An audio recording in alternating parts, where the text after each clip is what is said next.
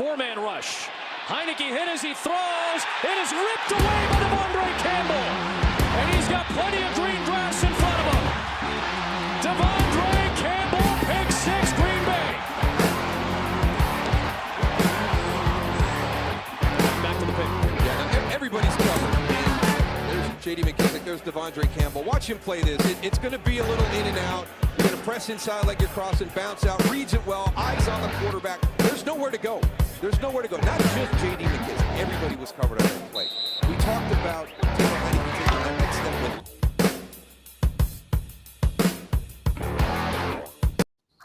All right. What's up, guys? Welcome into Packers Total Access. My name is Clayton. You can check us out on packernet.com. You can find me on Twitter at Packers_access. If you'd like to email the show, you can send a message to PackersTotalAccess@gmail.com. And you can text the show at 865-658-5824. We got a special guest on tonight, Mr. Jake Schyvinck from It's Always Draft Season podcast here on the Packernet Podcast Network. This guy right here is the one I go to when I have draft questions, basically. Jake, how you been doing, buddy? Pretty good. I've been kind of taking a little bit of a hiatus this summer so far, but have started to, because we're going to start on the pod obviously very soon here, starting to compile a lot of notes on a lot of these guys for 2024. So there's going to be a lot, I think, that we're going to get to today. And I'm excited to get going on a lot of these guys all summer long leading up to the season. So it's a pleasure to be on. Once again. Yeah, we appreciate you jumping on for sure, man. I don't know. This time of year gets exciting. It seems like July is the college football month for me. That's when I really start thinking about college football. You know, you got camps kind of starting to roll in. You just had the SEC media days down here. And of course, you know, the summer's still putting along, but I'm kind of looking towards to the fall, you know, and getting excited about that. I don't know if you can see this or not, Jake, but dude, I've got an ear. Look at this right here. This ear looks normal, right? Yeah. This one here, bro, I got into a hornet's nest yesterday. Ooh. They lit me up, dude. And I'm telling you, I literally went to bed that night thinking, oh, it ain't that bad. And I woke up literally the next morning, and this is what I seen in the mirror. Yeah, I'm going to take care of you. Bro, that was it. I was like, what? My wife literally, she said, you look like that Andrew guy on NFL Network, Andrew Siciliano. Oh, man. Oh, no. Oh, no. So, that's been my life for the last 2 days. And she was like, you want me to put some mustard on it or get some tobacco? I'm like, no, I just need to talk college football with Jake. That's all I need today, man. That's it. We're ready to roll. So there we go. Dude, let's jump into it. I guess the best way to kind of kick this thing off, guys, we're going to look at it somewhat through the eyes of the scouting department of the Green Bay Packers. You know, and what I mean by that is, you know, there's a ton of different ways we can go about doing a college football preview. But the thing that comes to mind for me, Jake, is, okay, what are the biggest need for the Packers? What can we kind of project and say, okay, who isn't under contract, you know, after this year? What are some kind of some I don't know, some eyesores in the roster, if you will? And of course, all that could change throughout this season. So guys, please understand, we're kind of trying to project and go, okay, if this scenario unfolds, we may go this route in the draft. If this scenario unfolds, we may go a different route, right? So I'm just going to kind of list off my needs by position of importance, if you will. And, you know, I've got 4 positions that I consider tier 1 positions, Jake, and that's quarterback, left tackle, defensive tackle, and edge. You know, it seems like more and more people are looking for that 3 tech, right, to get to really push the pocket. And especially since Philly bullied, they spread the field last year and just bullied people on the line. You kind of looking for that guy in the middle to handle that. Now, when you look at those tier 1 positions, quarterback to me is a question mark, right? I mean, Jordan Love may come out this year and go, nope, we've got it. We're good, right? But I think I don't think Goody's going into this year going, no, we're good at quarterback. I guarantee you he's keeping an eye on how that thing unfolds too, right? Oh, for sure. I don't think even for those who are maybe confident in what Jordan Love can do, and I would still say I'm in that boat, just knowing what you've seen, these ceiling plays that he had at Utah State, some of the Philly game, right?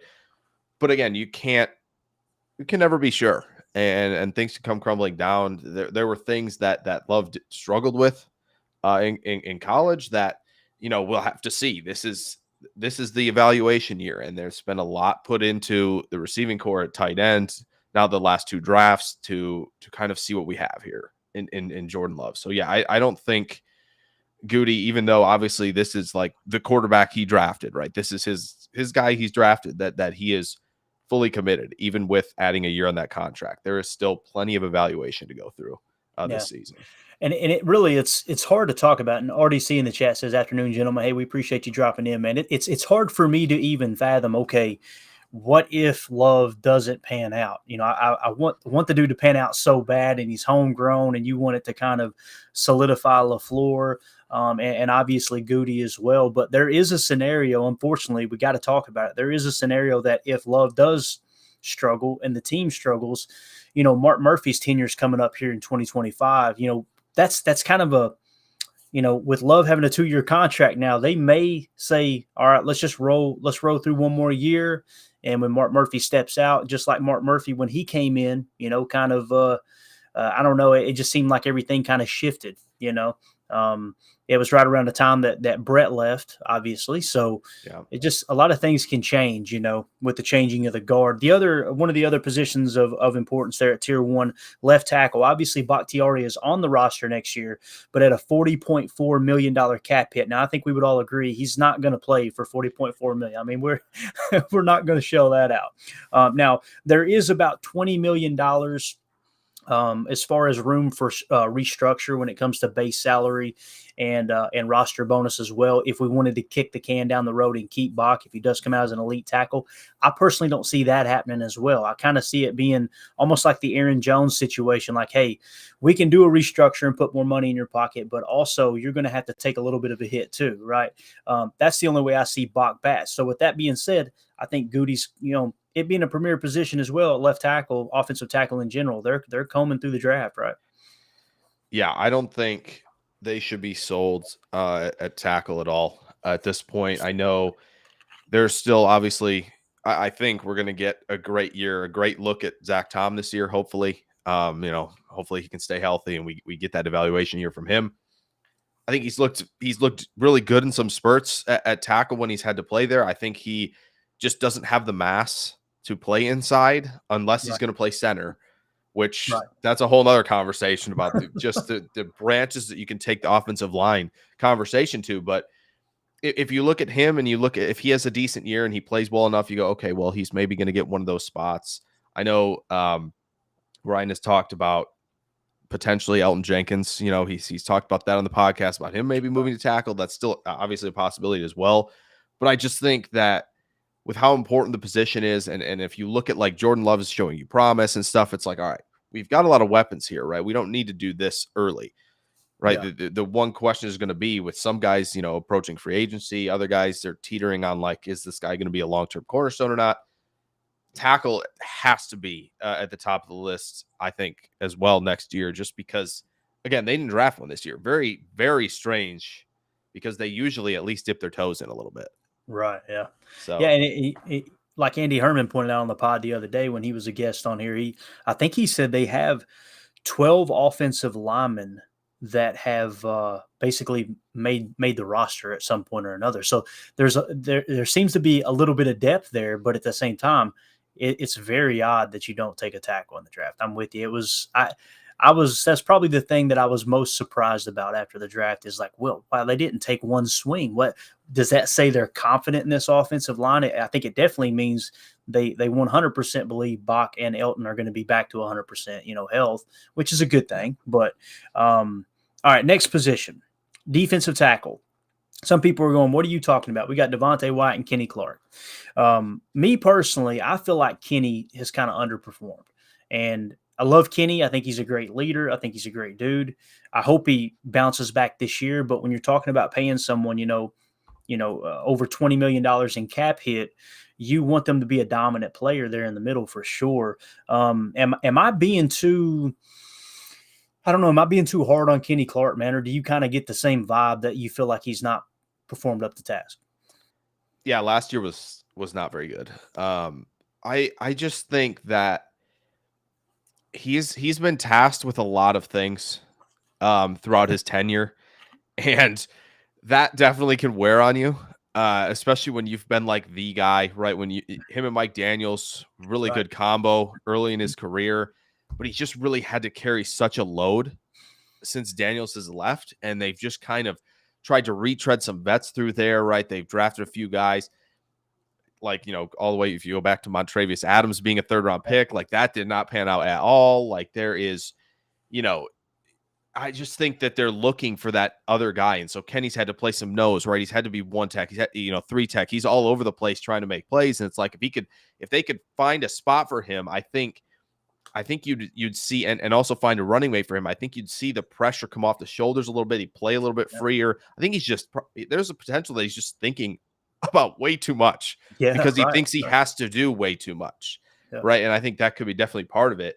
But yeah, I think there is definitely a question mark with him. Like you'd have to see the bounce back this year. You want to see the year 2 jump from Wyatt. I think if I were to bet on it, I think we're going to see that, at least pass rushing wise. Yeah. But then there's the other part of the equation of the defensive line where you just, if you're going to play a lot of 5-man, like where's that guy who could take on a couple guys? Like, is it going to be TJ Slayton?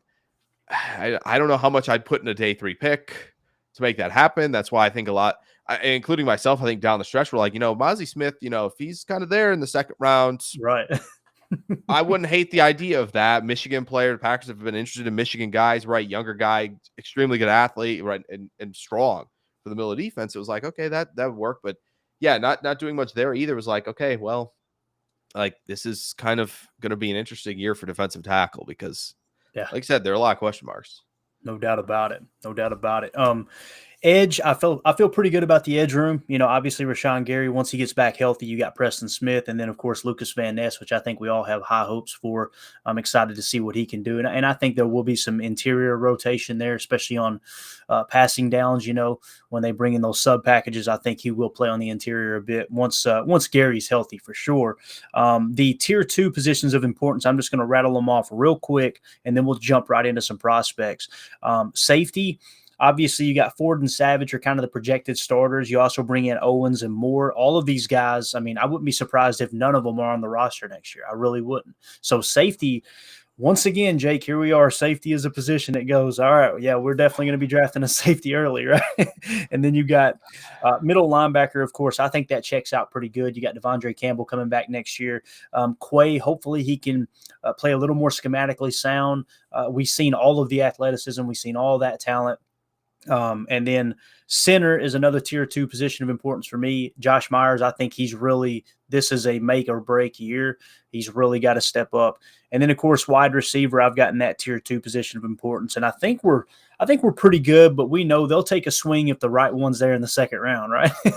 Yeah. I think they will.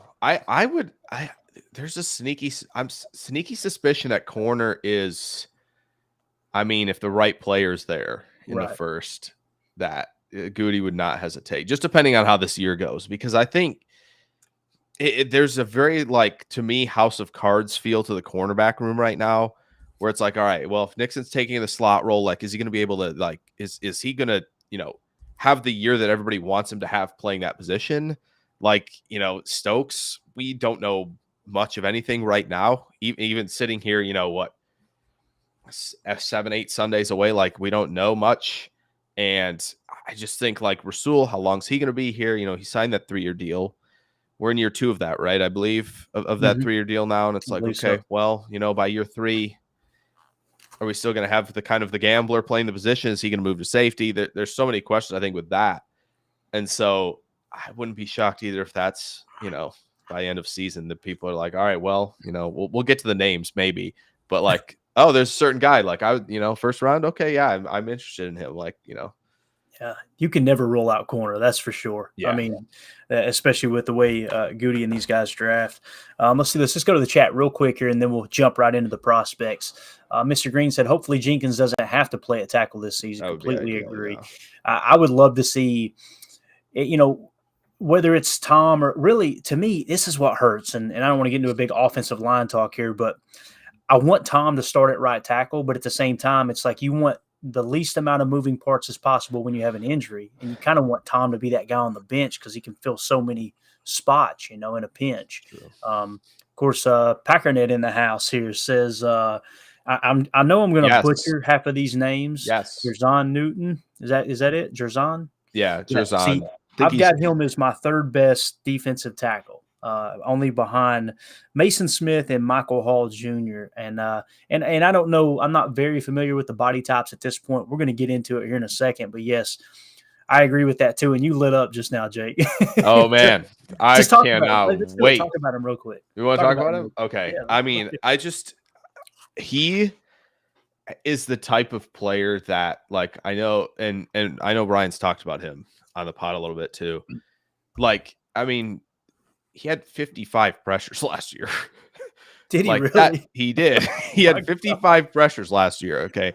So, and he's 6'2", 295. So this is like, if I think the scenario for him is, becoming a Packer is, Kenny, this is year 2 in a row.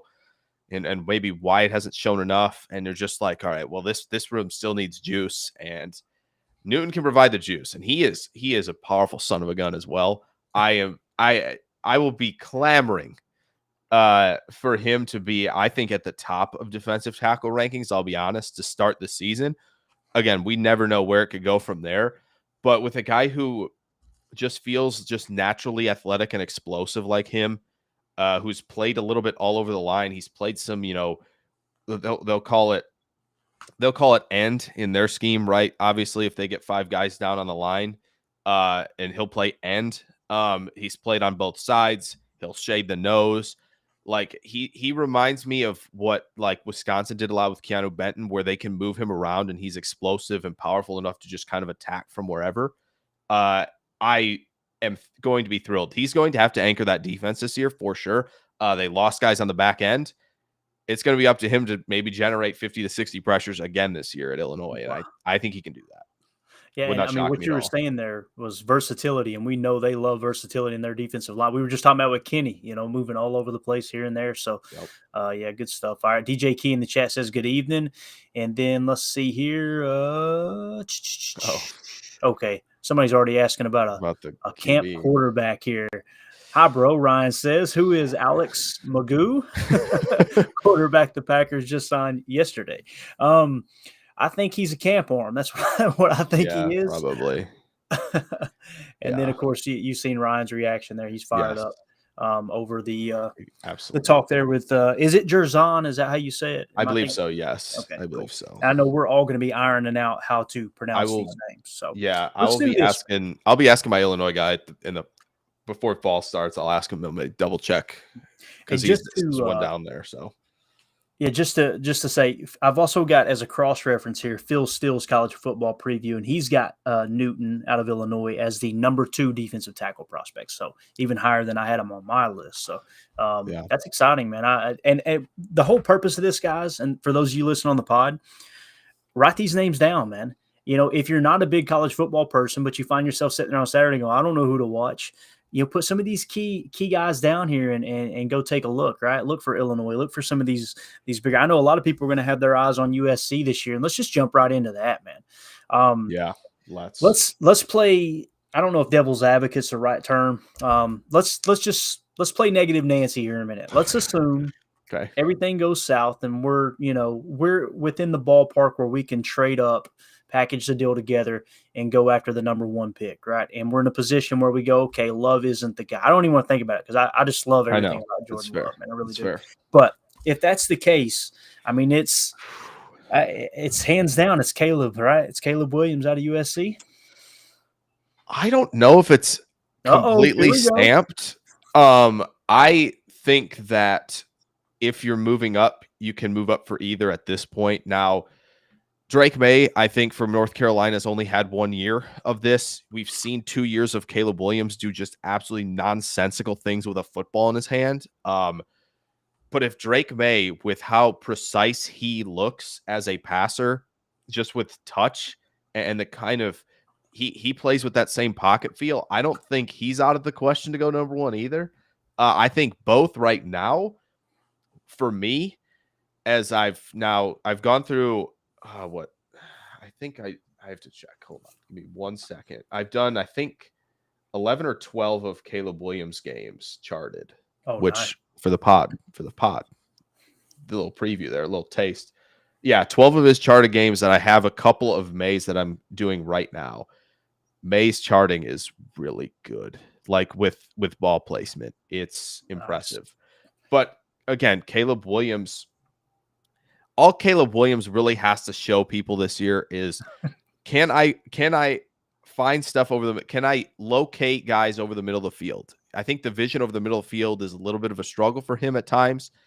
That's probably something that people do not want to hear after a year of Rodgers kind of missing a lot of the middle of the field.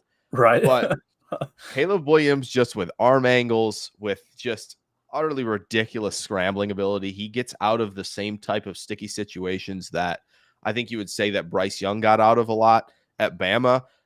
He's a little bit bigger, obviously. He's 215 pounds, so he's got the ability to kind of shrug off some of those. But the scrambling ability is there. He can be part of your run game. But yes, there are just off script, off platform, rolling to his right, throwing heaters on the money. There's a throw against Utah in the Pac-12 title game where he leaves his feet like rolling to his right. He just left his feet and just absolutely hurls one about 43 yards down the field. Against Arizona State, there's a play where he jumps in the air and then lets go of the ball for like a 15-yard pass outside the numbers, needed to be over a defender. Just like there's just utterly stupid things that Williams does on film. And his best one's probably against Texas when he was at Oklahoma, where he comes in relief. We have to get a spark. We got to come back this game, and he does it. He is escaping the pocket. And this is what I love about him as well. He's not like run first. Run first is not it's not a requisite for him. He's still scanning and looking to make a play before he runs. And he just steps up and fires something about, 60 yards in the air down the field to the pylon, correctly to the pylon where the receiver is, where only the receiver can make the play against a Texas defender that's draped on him. It is by far the just most ridiculous throw you'll watch probably all year. And like just watching him, be creative, be tough. And I mean, what else is there to say? Like he is as advertised. And again, I think there's still improvements in structure. I think there's times where he gets a little frenetic with his feet, and that leads to some low balls and at every level of the field.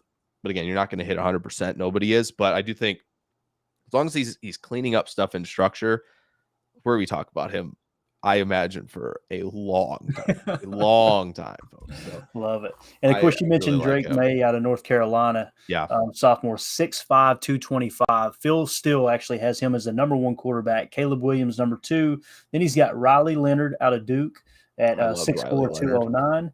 And then Quinn Ewers out of Texas at 6'2", 204. So you've looks like you got some big body quarterbacks there. And then, of course, you got Caleb Williams. He's just that X factor for sure. I think Ryan here in the chat actually asked a question here. And while we're on the quarterback subject, he says, looking at quarterback, how many legit prospects are there outside of Caleb and May? Just curious how loaded it's going to be if things go south for us. I mean, I guess the best way to ask that question, Jake, how many, if you had to put money on it right now, how many quarterbacks are getting drafted in the first round? How many quarterbacks in the first round? I would probably lean 4 at this point. There's a lot of guys that are knocking on the door and a lot of guys who graded out extremely well last year. There's a few guys that I have my eye on. I love that Phil Steele has Riley Leonard at 3. I think he is deserving of that spot.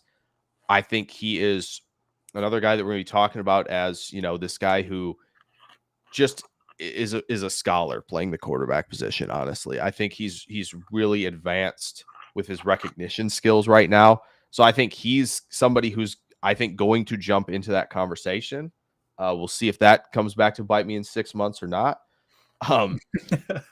Otherwise, off of that, like Ewers is the one guy who like has the ceiling that pretty much nobody else has outside of the other two. But it does not look good at times. Like I don't know if the shoulder bothered him after the Alabama game still when he came back.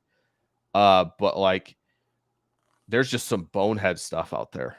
And like he's got all the arm talent and arm strength and velocity, everything that you could ask for.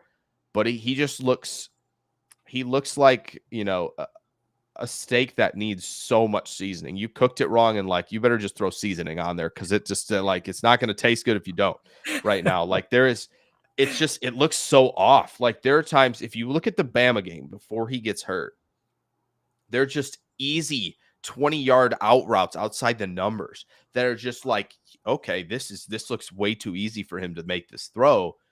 But then you'll see him against, like, I think it was like Iowa State, where he's like getting hit, still decides to throw the ball, and it goes backwards 10 yards, and it's a fumble. It's a live ball. Like, just things that you should not be doing.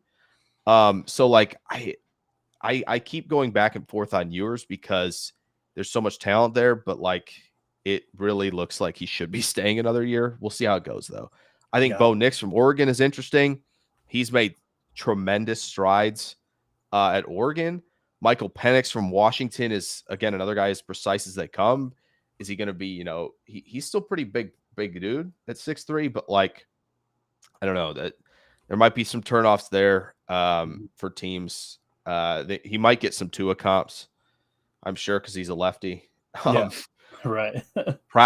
Michael Pratt from Tulane's, I think, the one guy from like not a main school that people should be looking at for sure. I know Jordan Travis at Florida State. There are going to be plenty of eyes there too. You're all over this, dude. Yeah, and I like. There's a comment in here too. Oh yeah, you have it. Cam Ward.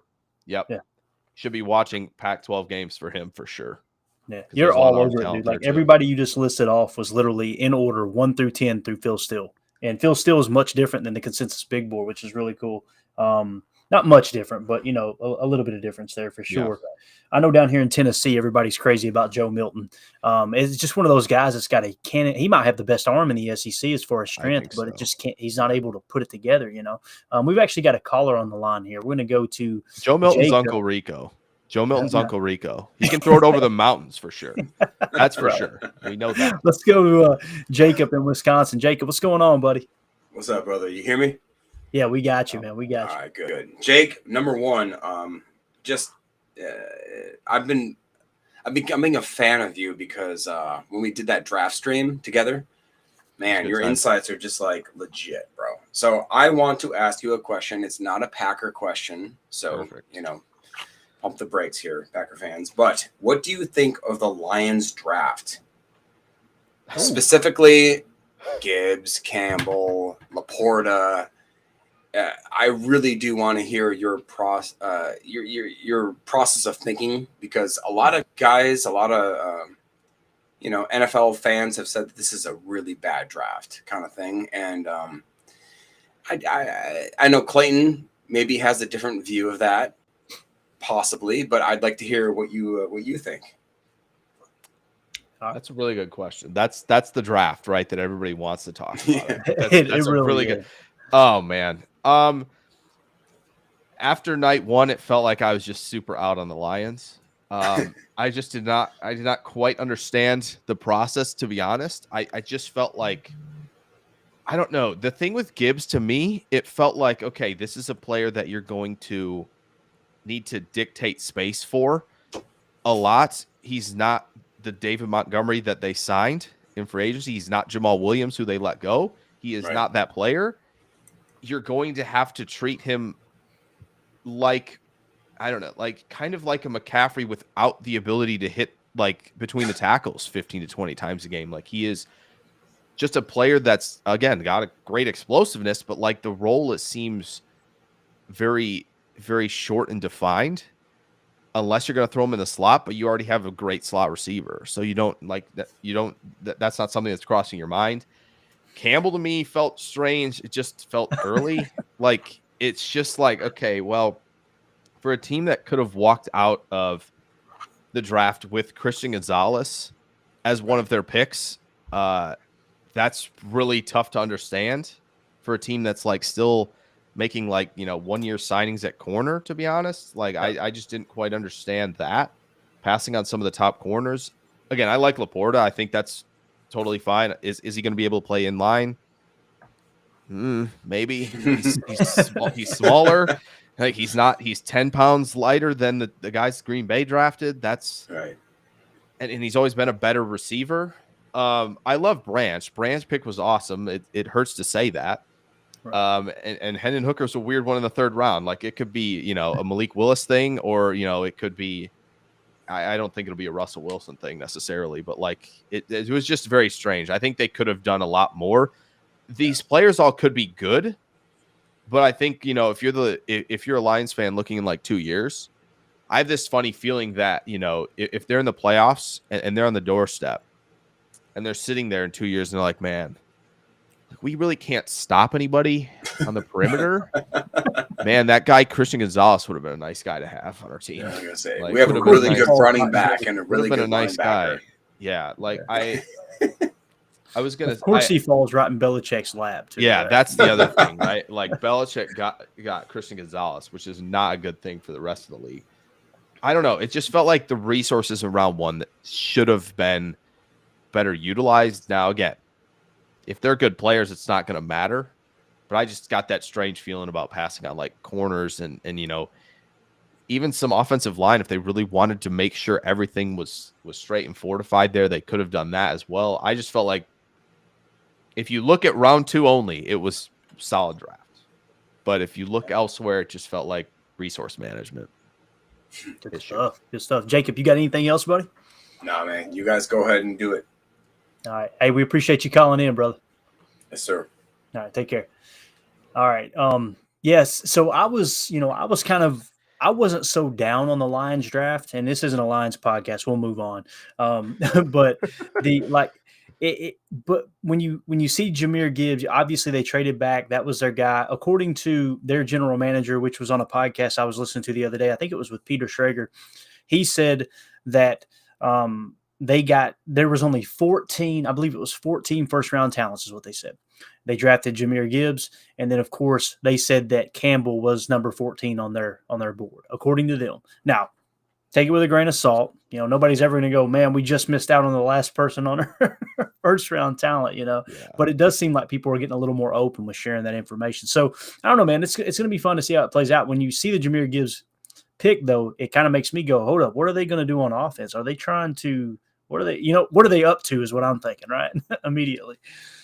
Yeah, that offense when Jamison Williams comes back has the potential to be very dangerous. If Williams, can stay healthy and doesn't gamble at team facilities, that would be ideal for them. But I do think they have a lot of good pieces on that offense, so they're gonna score. It's just is Campbell enough of an ad? Like Branch to me was weird because also they drafted CJ there. They not drafted. Wow. They signed CJ Gardner-Johnson. I know it's for a year. Kind of do the same type of things. So it's going to be interesting to see how they kind of mold the safety room. If they're going to, get more safeties on the field, if they're going to get a more dime, the league is trending to. It doesn't seem like a Campbell thing that they would want to do is get lighter. That seems weird. So I don't know. They're going to be an interesting team to watch, no doubt. Definitely. And just to backtrack a little bit, that was Big Mac that said that about I love Cam Ward out of Washington State as a possible quarterback if the Packers ship goes south. And again, he's one that Jake had talked about as well. So Brent in the chat says the Pack goes 11-6, wins the North, calling it now. Hey, I'm all about it. Okay. I'm all about it. Hey, and if that's the case, then Jordan Love is the quarterback of the future. I think we would all feel very comfortable with that. Let's move on to offensive line, because this is one that obviously a premier position, that left tackle spot. Who's going to step in when Bach steps away? Some people would say, hey, Zach Tom's best suited for it. Some people would say, man, Elton Jenkins at the price tag we've got him at would be a cheap left tackle and one that would be dependable. When it comes to the draft, I gotta be honest with you, Jake. When I see Joe Alt there at the top of the list out of Notre Dame, I get excited because I'm an Irish fan. So the top three that I'm seeing as far as the consensus big board is Joe Alt out of Notre Dame. I'm going to screw this name up. I know you've got the Penn State guy. Is it Fashanu? I think it that's is. How you I believe so. I believe it's Fashanu. And then you've got J.C. Latham out of Bama, which, if I understood correctly, that's what the consensus big board is predicting for the Packers to pick right now. Of course, it's a long, long, long ways away. How do you feel about offensive tackle? And obviously, the Packers are, they're willing to take an offensive tackle in the first round. They've done it before with Bulaga and obviously Sherrod back in the day. That ended so horribly. But what do you think about offensive tackle if the Packers, let's say Jordan Love is the guy. Let's throw out another hypothetical. Let's say we've seen enough out of Jordan Love. We get somewhere around 8 or 9 wins. We're like, yeah, this is the guy. Bach doesn't want to restructure. We need a left tackle. who are you taking in this draft, and who are maybe the top 3 or 5 at the top of your list? So I will say that if it's the Packers, if they have the option, they're gonna take Fashanu. I believe he's 20. Oh yeah, they're taking him. So he's super young, even for his year. So like that's like he could have come out of the draft, this past year if he wanted to. Decides to go back, finish the education part of his stay at Penn State. Like he could have been like in the Tremaine Edmonds territory of like, how is this guy eligible type of thing, where he's in year 6 and he's 25 and you're going, how's that a thing? Like that's, but like when you watch him play tackle, I think you just watch a guy who clearly studies his butt off, because I think there will be things where you look at and like watch him lose a couple reps here and there. It's pretty rare in pass protection for him to lose reps. But I think when you watch Penn State go further and further through their season, you see a guy who is like, okay, so this was something I struggled with a little bit, right? He I think was where guys are getting underneath the pads and ripping through a little bit to kind of flatten their angle of the quarterback a little bit more.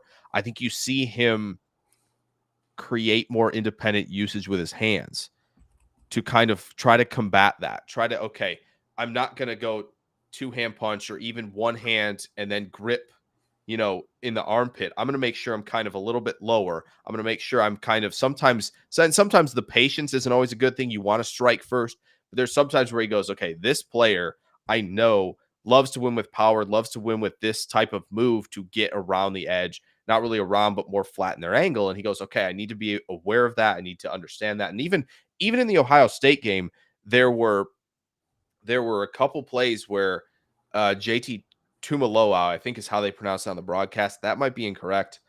Who is a guy we'll probably talk about at edge, but like there are a couple reps where he'd lose reps there, but you'd see him be able to, as the game went on, go, okay, I'm facing him again. This is what he likes to do. I'm going to make sure I combat this.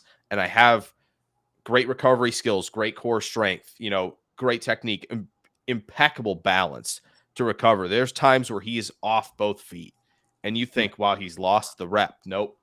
Core strength, sink, anchor, like he finds a way to regain control and regain leverage at tackle. And there's just, when he is pass protecting, it is kind of like, I think, for those maybe not into sports, it's just kind of like going to the opera and you go, this is just kind of like, I want to watch this. I want to listen to this. It's like, I want to watch Fashanu play tackle in pass protection. Now, Joe Alt, I think, is more well-rounded than Fashanu is right now. I think you see that with a guy where Notre Dame obviously loves to pound the rock, and Alt understands, okay, combo blocks, angles. I need to be, here by this point in the play. Like I have to get second level. I'm leading on some of these toss plays. Like I think is obviously a really smart player. He's at Notre Dame. We know that. And I think Fashanu is as well. I think if you're going to ask yourself to be a team that's more well-rounded and demands stuff right now from a guy in a run blocking perspective, you're taking Alt first. Gotcha. But we know how the Packers operate. We've seen them operate this way. What is Zach Tom better at? Pass protection. What is John Runyon better at? Pass protection. Like, where was Bakhtiari at when he came out? Obviously, pass protection still really was a better pass protector than anything else, and still is. They just seem to gravitate toward these guys to go, okay, well, if my quarterback's scrambling around, and it's a bad habit to get into because of Rodgers, but if my quarterback needs extra time, who do I want up front there making sure that extra time is a reality? Feels like Fashanu to me. Gotcha. Let's go to the phones here real quick. We've got Emilio on the line. Emilio, can you hear us, bub? I got you, Clayton. Can you hear me? Yeah, we got you, man. How you doing tonight? I'm good. Sorry about getting in late. Customer helped me out, but no worries. No, you're good, man. What's on your mind tonight, man? So I mean, obviously we always talk Packers, but I do have a bunch of Bills friends. Jake, I was just kind of thinking, man, so the way they've been drafting, they've hit on what? Josh Allen, they got Dawson Knox, but it's like even some of the ones that have, turned out, they have Gabe Davis, I guess. But besides that, it doesn't seem like even some of the higher drafts they've had aren't even on the team anymore. And I just kind of, it's not that it's the best way, how we draft and develop, but what's your thoughts on where they're heading, not keeping some of those successful players that maybe they did draft? Emilio's looking for That's some a really good firepower to question. talk some smacks. Wow, What he's looking Yeah, for. that's really good. That's really good. I like that. Wow, that's a good question. I think ultimately, the Bills, the one smart thing I think they did is they didn't overpay linebacker in free agency and didn't retain him. I think they have to, at least right now, where they're at, where the Bills are at, they have to be better in the trenches. Otherwise, teams are going to bully the crap out of them in the postseason, like the Bengals did in that game. Like once the Bengals took over in the trenches, that game was done. And Buffalo has kind of skidded by on like, okay, yeah, we're going to draft some of these flashy guys. They love addressing the secondary, and there's nothing wrong with that in the passing league. But like, Ed Oliver's been fine for them. They're not getting a lot out of these young pass rushers when Von Miller's not there. Like, they have to find something. And so if that means we're not going to pay this linebacker, that's kind of, I think, one of the better casualties that they're going to let themselves have. I think they did as good of a job as they could have in this draft, kind of reloading there. I think Dorian Williams is interesting. He's running around with his hair on fire. That's kind of how Edmonds played a lot of the time. So I think, if he kind of becomes that type of player, that's fine. But they got Allen a weapon, which was nice. They got him more time with Torrance. It will be interesting to see if defensively, if they've got enough there. But I think their philosophy, at least going forward, has to be trenches. I don't know if they did enough. I'm not sure if, drafting a tight end who's almost 24 was the best call in the first. But if he's like, Kelsey Light, then it doesn't really matter. But I think they understand we have to protect Allen more. We're going to end up throwing the ball more anyway. So I think, with letting some guys go, I think they're being smart financially, at the very least. Right. Yeah, I mean, it seems like they've been kind of chasing outside in, getting skill, getting outside, and then, if we get to it, we'll get to the middle. But, how long is Josh going to be there till we, going to protect him? Good point. That is the question. Yes, the offensive line has to get better. Good stuff, Emilio. We appreciate you calling in, brother. Appreciate you, fellas. Thank you, man. Have a good night. You. All right, we're going rapid fire here. Like I said, man, my guy was looking for some firepower to talk crap to the buddies that are Bills fans. I love it. And also, I love the little shade you threw. Some people didn't catch it, but you said, overpaying for middle linebacker. They chose not to do that. We know someone who did, right? Yeah. Even after they had a nice undrafted linebacker do some good stuff for them, they still paid $2 more. Exactly. Do what you want to do, I guess.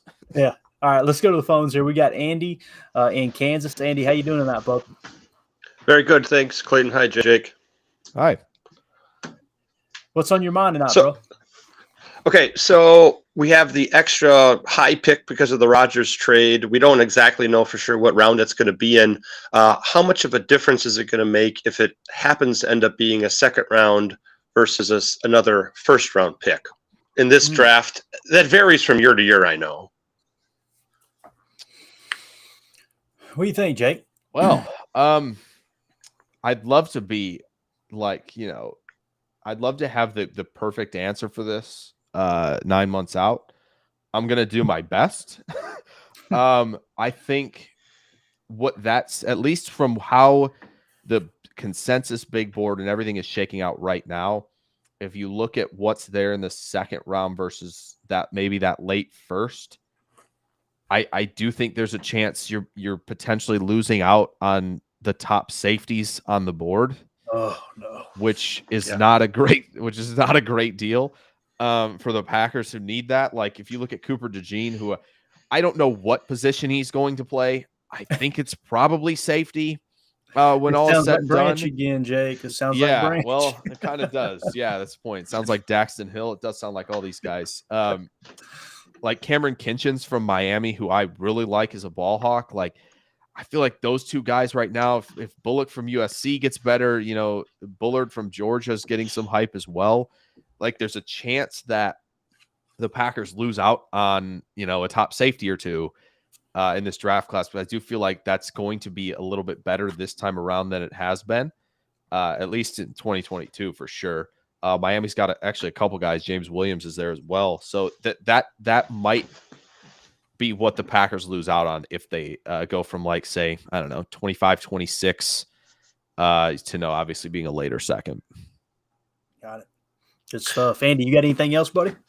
Interesting that you mentioned safety, because we really only have one example of Brian Gutekunst drafting a safety in the first round. That's Savage, but we have him as a general manager, scouting guys who've already been in the league, Adrian Amos and Rudy Ford. Who knows if Goody thinks of himself as a better scout of college safeties versus a scout of pro safeties. He might, look at that value, differently. We can't read the man's mind, but I think a good consolation for us is, look, if we get an extra first and Goody can make something happen, we think he can because he has. If it then falls into the second round, would any of us think that Goody can't make it work in a second round? The guy has been strong in both of those rounds. So I know my original question was, hey, what about an extra first or extra second? I kind of like it in the end to say, you know what, maybe it won't matter. Just because of what his record's been, I think, pretty well in those rounds. Yeah, we entirely could be splitting hairs. It's very possible. It's very possible that we were doing that. It's a long ways out too. It is. Oh, it is. Yeah. I will say that the one thing that I think you made a great point is some general managers do this. The best ones do this. They know, like, okay, what have me and my team, what have we not been good at the collegiate level? And you mentioned that, and maybe it is safety, and he's realized that, and he's doing what he can to kind of put together what he can on the back end with signing free agents, which is totally fine. Like, there's some, I pulled up, because you mentioned that, I pulled up, what the free agent market might look like next year at safety. A couple guys who signed some short-term deals that might be interesting for Green Bay. Obviously, Gardner Johnson's in Detroit. He's only there for a year. Would it be something they'd look at? Would Jordan Whitehead be something they look at? Maybe. Good stuff. All right, Andy, we appreciate you, brother. You have a good night. Thank you. You too. All right, take care, pal. All right, let's go to Dakota in Tennessee. You're going to love this accent, Jake. He speaks cornbread like me. What's up, Dakota? All right. Hey, I always enjoy your introductions. How you doing tonight, bub? Well, I'm doing all right. We're at Nana's house, me and my son, enjoying her pool. But, yeah, just because I know there ain't a lot here, and I like to talk, or a lot of time here, and I like to talk. Let me go ahead. So, I started really paying attention to football, of course, semi-recently, but it was really fantasy. It wasn't until last year that I started paying attention to things like, literally, I was looking up what routes receivers run and what they're called. So I'm so new. Like, I just recently kind of relearned what gaps were, like A, B, and C, simple stuff. So I'm trying to look into what, these receivers not just receivers, what these players are doing after I figured out what they're called. So my question to you, since this is college, is there a concept, through either offense or defense that's, gaining ground in college that we might see start to gain ground in the NFL? Ooh, I like it. Anything come to mind? Because it's funny. It's funny you ask this question because on the defensive side of the ball, we're seeing this Fangio style defense kind of run rampant in the league, and it's something that Saban's used for at least the last 4 or 5 years with his cover 7 defense. And when you think kind of in that vein, what comes to mind, Jake? There's got to be something, right? Is there anything, or is it already here? Oh man, do I dare say what I came to mind first? Do it.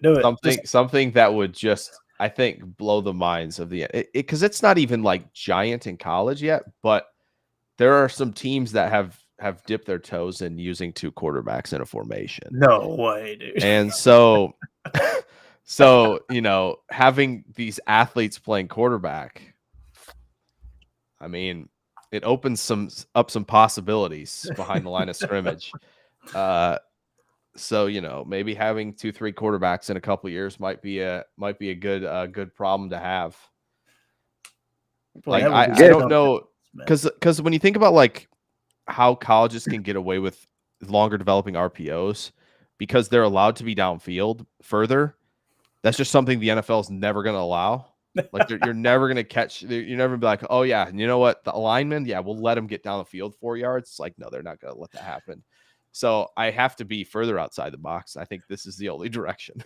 Look at this chat. Look at this chat, Jake, right down here. Look at the bottom. What do you see there? Loving Magoo. I see it. It's already off the rails. Love man. and who's the best at? I mean, Love and Caleb Williams. Love and Magoo in the backfield. I got to hit them with both. this real quick. What the hell's going on out here? It's unbelievable, man. Only you, Dakota, could spark a 2-quarterback conversation here, man. And we're gonna get into the wishbone. Look, if it comes to mind. I like it, dude. I like it. That's what makes college fun, right, Jake? You never know what you're gonna see, man. You never know. 18 lateral play later, they're scoring. Who knows? There's really no telling what you're gonna see. The band is on the field the whole 9 yards. I would say watch USC because I'm sure Lincoln Riley's got stuff up his sleeve this year. Oh my god, that dude, he's got so much swag. It ain't even funny. Actually, and Sarkisian at Texas because they have a lot going on. You know, running backs, they love to get them involved a ton. Like, yeah, I think if you're gonna watch two teams, just watch some offensive innovation. I think those are the teams. Got it. Dakota, you got anything else, buddy? No, that's it. I'm thinking the Titans are the close. They're close to home, and they're the ones with 3 quarterbacks that they might want to start. So why not? They're all 3 of them in there. Malik Willis. Malik Willis can run. We know that. Yep. Oh man. We don't know if Will Levis can do anything, but he's a tough son of a gun who can run too. I mean, oh yeah. Get crazy with Derrick Henry and both of them. Who knows? Hey, Dakota, we appreciate you, brother. You have a good night. Yes, sir. Appreciate you for hearing me out. Yeah, man. Take care. All right. Bye. I love it, dude. Love it. Love it. College ball, man. I don't know, man. It's fun. Absolutely off the rails all the time. Yeah. And especially with this NIL stuff, man. It's like, what in the world? How is this going to play out, right? And I love how the NCAA keeps going back to our government and going, hey, fix this. And they're going, you fix it. But back to the offensive line. Somebody here in the chat. Let me find this chat real quick because this got me excited. Let's see. I think it was Brent. Brent in the chat said, we should draft a center. I'm not sold on Myers. Now I'm going to tell you a name here. All right. And you tell me what you think. I bet it's the name because I wanted this guy to declare last year. I'm sure it's the name. I don't know, man. Maybe it isn't. Maybe not. I personally like Jagger Burton from UK. Right. Okay. Now the top 3 that I've got listed here is Zach Frazier out of West Virginia. Right. And then we got Cedric Van Pran, I think is who Phil Steele had out of Georgia. Prawn maybe. And then, of course, Burton out of UK. I'm a big Kentucky guy. So, what's crazy is you see 2 pipelines for the Packers there, right? You got Georgia and Kentucky, What do you think, man? If let's say Myers isn't the guy, we finish this season and, hey, look, we need to bring in the next center. Who's your top choice, man? Who comes to mind? Because one thing about center, they're probably going to be there when we pick, right? Yeah. Not saying we would take them in the top 5 or anything. I am excited to watch Frazier. I will say I have not watched Frazier yet, but I'm excited to because he's gaining a lot of ground already. I will say that hearing Cedric Van Pran talk about the Downing scheme last year before the playoff and just like how detailed his approach is to playing the sport makes me want that guy playing center for my football team. Like I know he and I think the thing with Van Pran is he's big too. He's big. Oh, we'll do our best. We'll try to say it. We'll try to say that at the end. We'll try that. I'll have the beat button ready. I think, at 6'4", 310 is what he's listed right now. He might not be 6'4". He might be like 6'3.5", but when the measurements come in, but like just watching how well he understands where he needs to be and how well, like, he's got the offensive line in the correct protection when Bennett's changing the play. And like, there are just things that when I watch him that I go like, this guy he understands everything that goes into playing center. He understands, and he'll tell you, guaranteed. He'll be like, center's a premium position because you dictate so much for your teammates. You know, he's a player that I'm going to send everybody in Packer Net the interview.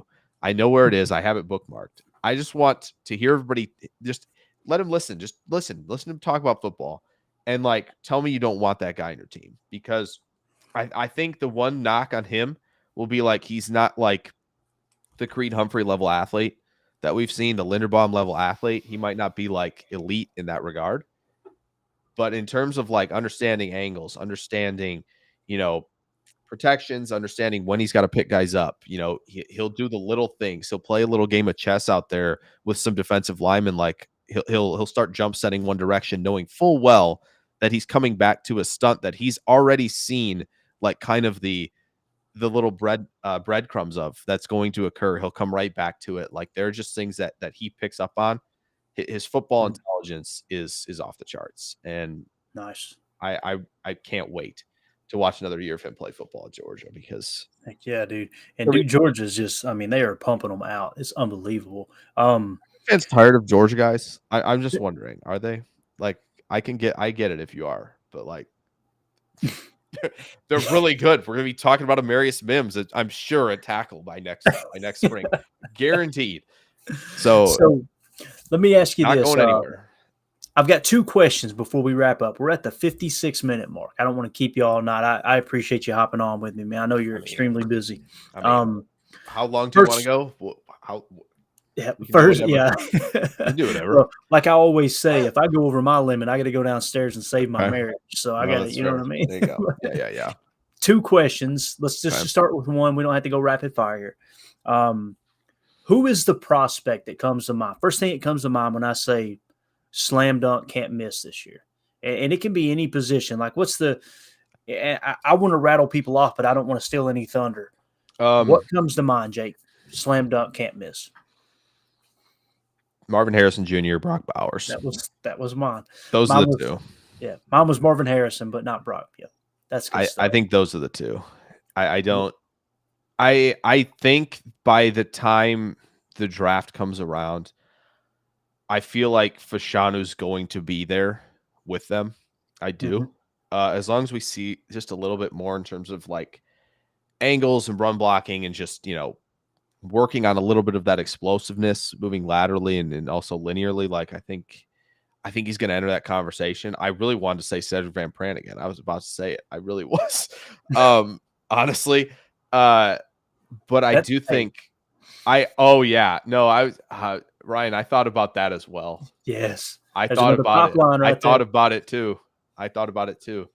That Cooper DeJean's on that list. Yeah, that would absolutely. Be, oh man. Plays for Iowa, right? Am I thinking right? He does. I think he's going to be an Amos Hyde type of player.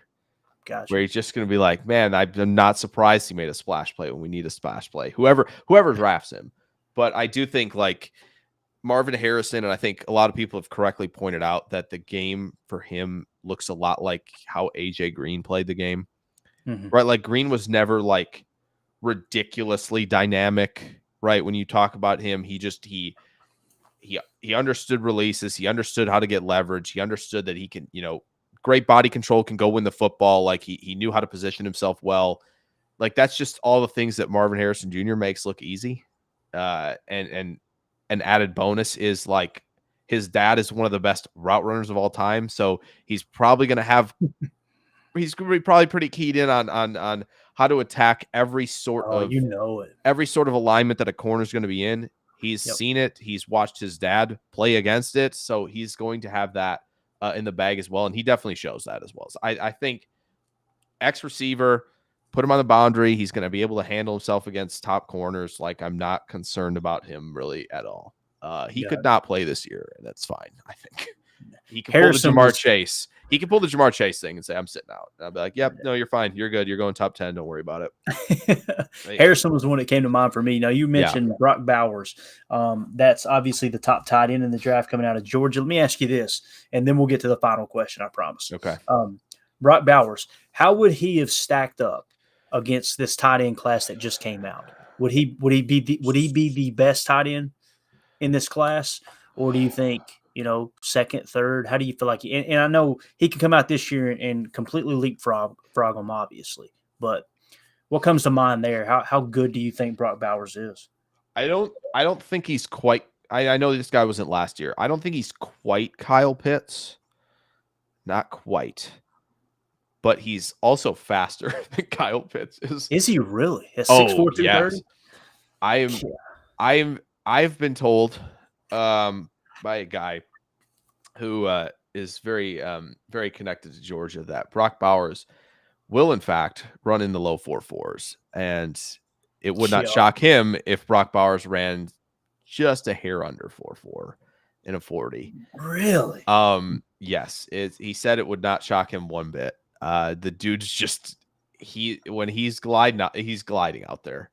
And he's not gonna be, and this is where I struggle with, like, was he best in last year's class? Probably.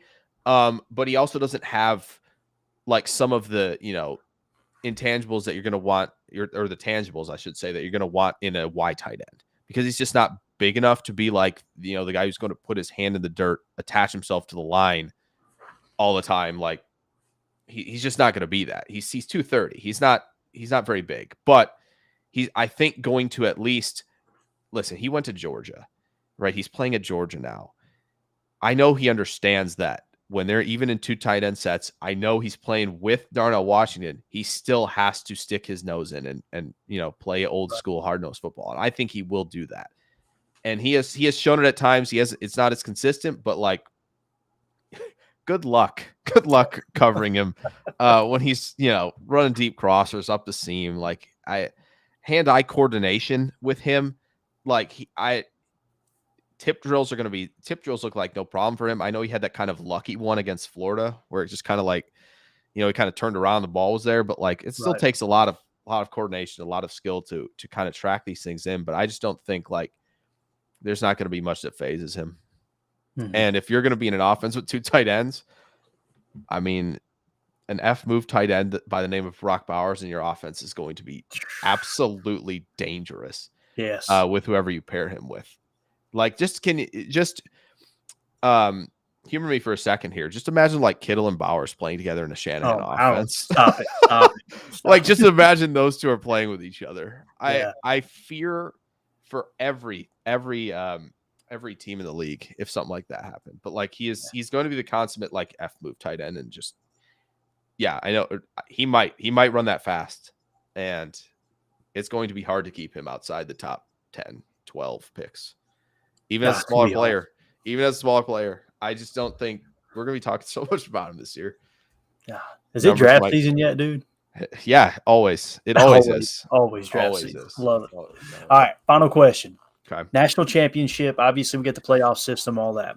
Down here, being in SEC country, I mean, it sounds like I'm living in a trailer park here in Alabama, and Georgia fans argue back and forth. Like, that's all I hear is Alabama and Georgia fans constantly arguing about who's going to win the national title.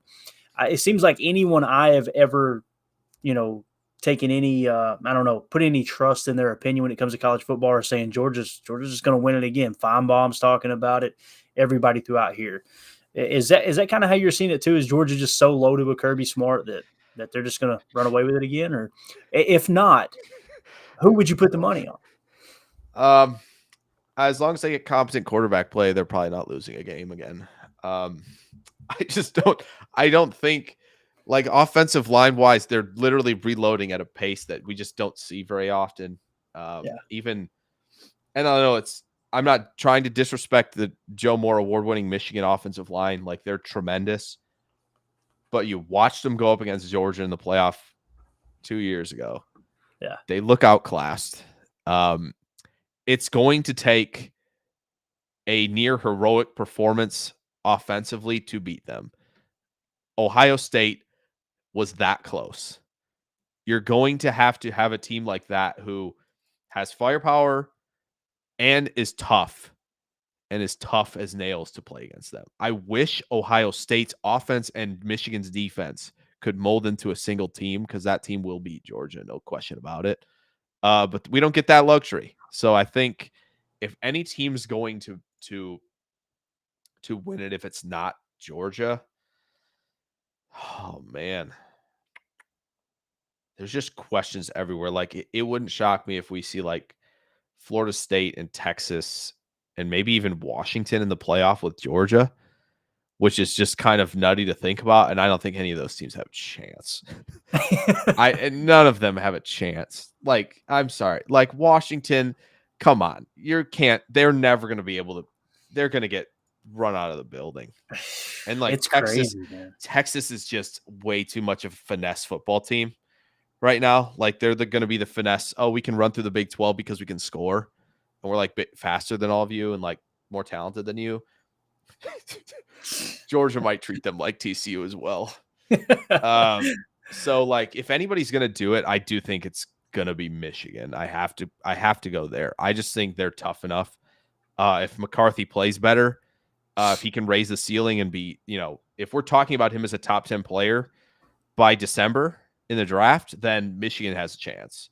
If we're not, I just don't think anybody's gonna beat him. I just don't see it. And as far as Georgia, the projected starting quarterback, is it Carson Beck? Am I thinking right? I think so. Yeah. I think so. Yeah, I don't know, man. Like you said, that's quarterback's important. It is, Yeah. And DJ Key just said go blue, so we know who he's. They should, in theory, be in the playoff. The only team who can. I don't think Ohio State's going to playoff this year. I think Penn State is the one team that maybe might just run roughshod. Maybe that's the team.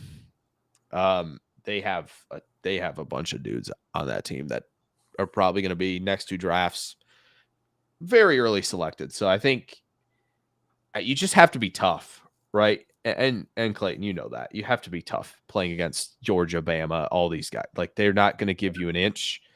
And so like if a Big Ten team that can score is the best chance, I think. And Penn State, maybe they're the sleeper. Yeah, that would be awesome to see some of those older, growing up in the 90s, those you're rattling off all the teams that were great. Penn State was just a powerhouse, and it'd be fun to see kind of that stuff come full circle. Because again, I grew up being a Kentucky fan. I pull for Notre Dame because of the ties to Green Bay, obviously, and their history is very intertwined. But being in the middle of the SEC. I would say 10 years ago, maybe even 5 years ago, I would hear people gloat about the SEC, and I go, shut up, they ain't that good. Now I'm going, God, they're so dominant. So it's unbelievable. Yeah. I can no longer say that to these people. I can't. So yeah, anyway, anything else? LSU might be good. Yeah, hey, LSU might be real good. So like Brian Kelly got that new accent, man. He's ready to roll, right? Like they might really have something this year too. So that LSU Florida State game, circle it early. Circle it early. Losers might be done. Yep. So we agree. Completely agree. All right, man. Anything else you want to hit on before we get out of here, man? We're way over time. I really appreciate you just hanging out. This is awesome. Of course. Anything else? So we talked about D tackles. I will say, you're watching Newton, watch Keith Randolph from Illinois as well, because I think that might be the top duo in college football at defensive tackle this year. They're both really, really good. I know that Newton's has garnered the favor of PFF, and fairly so. I mean, he's obviously 55 pressures speak for themselves, but I mean, Randolph, who's a bigger dude, he had 28 of them last year as well. So I mean, he's very much right in that mix of guys who could take the leap. So I think those two are. If you're watching Big Ten, might as well turn on Illinois and watch 2 defensive tackles dominate. At least from a Packers perspective. I mean, yeah. Probably be all over it. You just listen off the interior defensive lineman like that. We obviously talked about Newton, and then you just said Randolph. Newton is number 2 on Phil Steele's list. Randolph's number 13. But you just mentioned LSU. LSU got Mason Smith and Mekhi Wingo 3 and 4.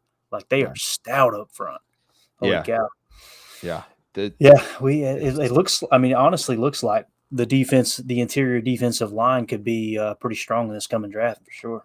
It definitely could be. There are a lot of names, and I'm sure they're on Phil Steele's list because obviously he's got he's got it, ahead of time all figured out. Like he knows what's going on. So like, there's going to be a lot of them. But got it. Well, man. Also watch Michigan running backs.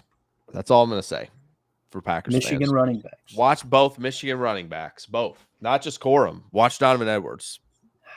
Edwards and Dillon might be the future if Aaron Jones doesn't stick around past 23. Harbaugh, man, that dog, dude. He always figures it out, doesn't he? They've got dudes up there. All right. I've got plenty. All right, bro. We're gonna let you go. We appreciate your time, man. You're awesome, guys. Like you said, he's gonna be getting cranked up here real soon. It's always draft season podcast here on the Packernet Podcast Network. It's Jake Schyvinck. Follow him on Twitter. What's your Twitter handle? Let the guys know real quick. At Jake NFL Draft. Very easy to find. Yeah, dude, and it's no BS. There's always substance to anything he talks about. Dude knows his stuff. I've learned so much just following you, man. I'm excited about picking your brain this college football season for sure. Maybe, I don't know, maybe occasionally we can hop on a Friday night or something and do a little preview for the upcoming week. That'd be great. Yeah, let's do it. All right, sounds good. All right, that's Jake Schyvinck from the It's Always Draft Season podcast. Really appreciate your time, bro. We're going to get out of here. Thank you to everyone in the chat. Too many to mention. Thanks to everyone who called in. Like I said, I know I'm going to leave somebody out if I start rattling off names. We really appreciate everybody's time. This was a fun episode. It's a good little mix up and just kind of look ahead to the draft and a little college football preview through the eyes of a Packers fans. So appreciate everybody's time. As always, let's go out and be the change we want to see in the world, and go Pack Go. For Jordan Love. 37. Here he is throwing in the middle. It's caught by Watson. He's got great speed. Turning the corner. Christian Watson down the sideline. And he will score. Whoa. Hang on. Love to Watson. To a one-score game. This one is the stunner. You basically feel like, all right, this Eagles team sort of has this thing under control, and then Christian Watson hits the Jets again. 6 touchdowns now in the last 3 games. He is really something. When he gets in the open field and running, that was some throw by Jordan Love.